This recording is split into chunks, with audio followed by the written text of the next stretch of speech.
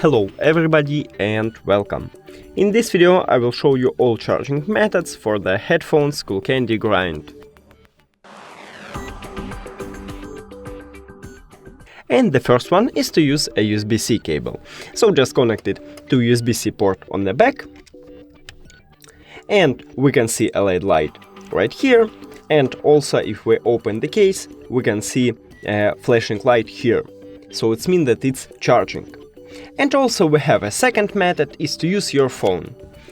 All you want to have is USB-C to USB-C cable, but if your phone doesn't support USB-C, maybe you should have a Lightning to USB-C or even micro USB to USB-C.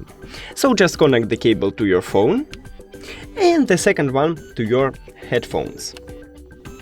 To the charging case, of course. We can also see a LED light here and here, so it means that it's charging. That's it.